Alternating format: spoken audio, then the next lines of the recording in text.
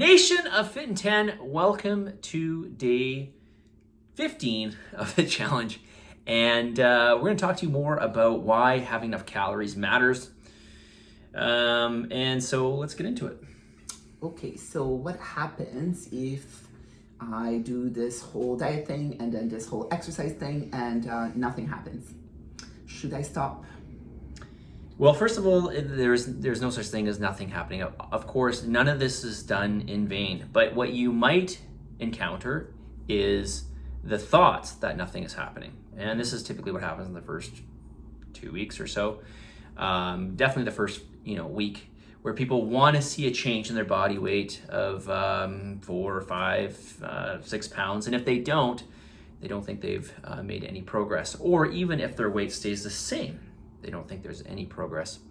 And so one thing that I want to remind people is that the digging is essentially what you're doing. You're digging away every day, and that adds up over time. So while you might think my calories aren't low enough, I should be doing lower calories, so I can really start to see that change right away. You have to just think patience and know that your body will fluctuate as time goes on. Absolutely. Right? So,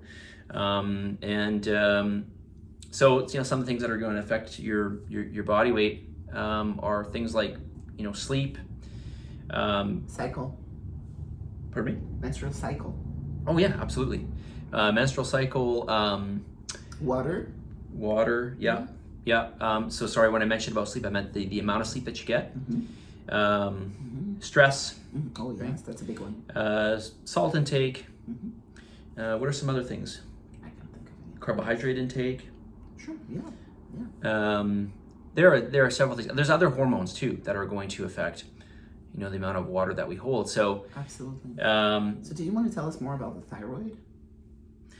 One thing that I failed to mention in the last video about the thyroid sort of being the master regulator for your metabolic rate is a lot of people think that carbohydrates are an enemy, and when in reality carbohydrates are sort of the key macronutrient for keeping your thyroid functioning optimally. Now that's not to say that you can't have a thyroid functioning healthy if you don't eat carbohydrates, but what we tend to see is people that go on low carbohydrate diets over time, we tend to see a slight drop in thyroid production. So we see just a loss of metabolism just from that.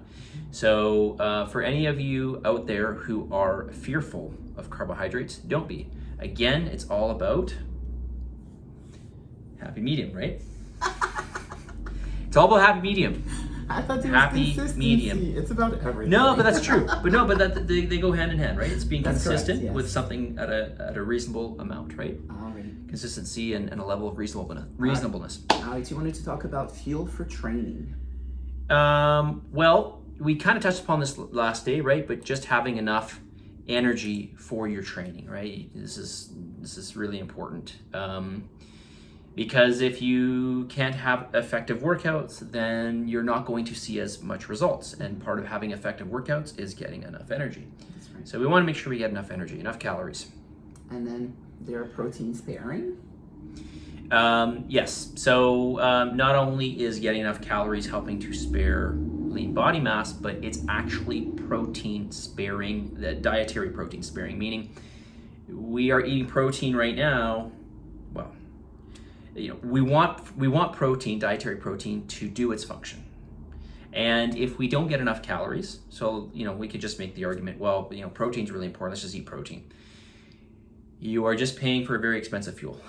So, we want to be having those other nutrients like carbohydrates and fats. But primarily carbohydrates are the most protein sparing types of foods that are going to allow protein to do its job, which is really going to be towards cell turnover and helping to build the body, right? So that the body's always going through, everything is being regenerated on us, right? Our skin, all our organs, everything's going through it's got a life cycle. And that life cycle is based on the amino acid pool, the protein that we have. So tell me, what happens if somewhere along the way I hit the plateau? What do we do from there? Yeah, well, so and this is more related to if you go very low calories, right? So if you go very low calories, you're going to hit a plateau. I mean, eventually, it doesn't matter where your calories are. Even if you overeat, you'll gain weight, but eventually you'll plateau. So there's always going to be a plateau at some point. So usually we have a plateau. Usually when you hit a plateau, you're going to ask yourself, well, where is it that I want to go from here? Do I want to maintain? Do I want to keep losing? And of course, if you hit a plateau and you want to keep losing, then of course we're going to have to make some kind of difference in that energy balance, whether it's reducing calories or maybe increasing exercise, something to that effect, or maybe just increasing NEAT or something. So if you're on very low calories, it gets very hard to do that.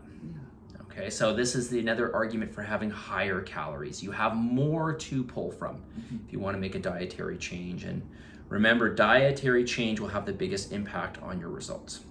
All right. And you wanted to talk about the prevention of stress and why we needed calories for that?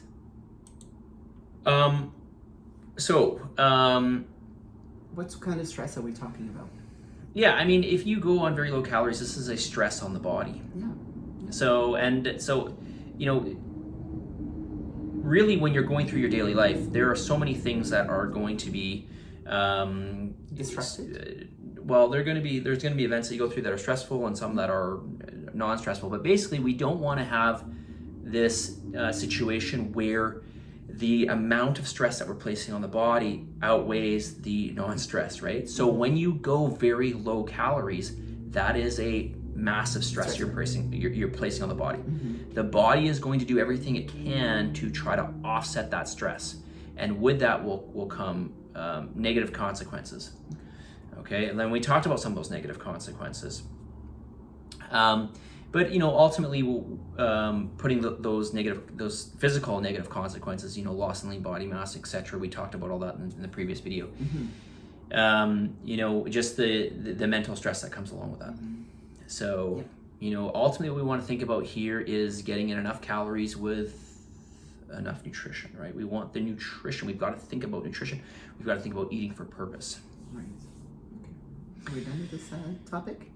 Well, I mean, let's talk about maybe some of those stress, some more of the things that will stress us out. Some of the negative consequences to the stress. So we went through some of the physical things, but we can look at things like sleep, right? We're not going to get enough sleep. Oh no. When I'm hungry, I can't sleep. That's one thing. Yeah, and when I was dieting for I last competed, and I'm using this as an example because it's such an extreme thing, getting ready for a competition. I was sleeping on average for the last 6 weeks. I was sleeping on average about 2 hours a night. And I'm not exaggerating. It's not like some nights I got 2 hours and some nights I got 8. No, every night was 2. My body just, when I was that lean and my calories were actually 2,500. They weren't that low, but because low for you, they were low for me. Yeah, they were low for me, and my body fat was already low. So my body just was in that fight or flight state, right? It was in that stress state. Yeah. And so, how was your immune system? Well, you're going to see downregulation in your immune system. So you're going to open yourself up to being sick more often. Okay, and we talked a little bit about metabolic health.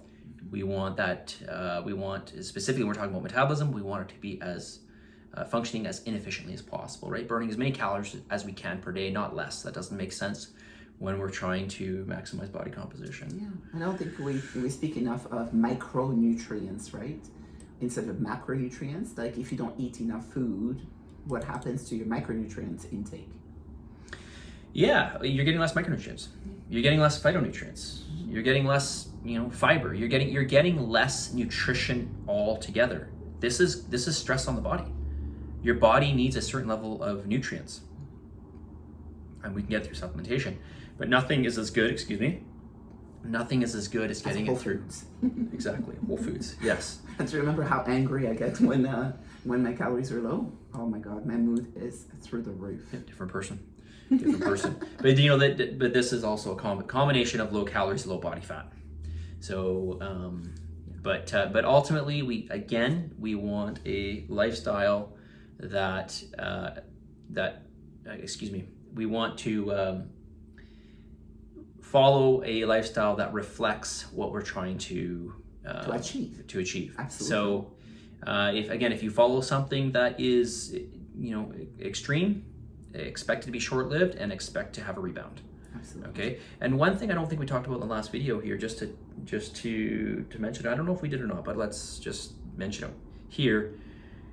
What do we see with people who go through these extreme yo-yo diets? What happens to them over time? We did talk about this. Did we? Yes. Oh, okay. And then we said that eventually they're not going to be as responsive, and then which means what will happen? Then they're going to gain fat. Exactly. They're gonna get fatter. So this is what we typically see with people over time when they go through these periods of extreme dieting. And the main cause for this is just they're building in an efficient metabolism, which is not what you want. You want inefficient metabolism. They're getting this because of, probably more than anything, loss in lean body mass from the excessive low calories. Okay. So what's the say of the day? Let's do that, because we are well over time here. So today's message of the day is, it's a little cheesy, but it's one of my favorites. I am amazing. I can do anything. Positivity is a choice. I celebrate my individuality. I am prepared to succeed. And I am prepared to succeed. Yes. Let's say it again here. That's really the whole thing. Okay, I'm amazing. This is something you can repeat to yourself, okay? And it may seem a bit trite, or you may seem like you're kind of just saying these words and they don't mean anything, but really they do. I want you to remind yourself that you are amazing, that you can do anything, that positivity is a choice, that we are all individuals and we need that individuality in society, so celebrate it, and that you are prepared to succeed. All right, you guys, positive energy, positive vibes, believe in yourself, for the love of God, give some gratitude, and we'll talk to you all next week.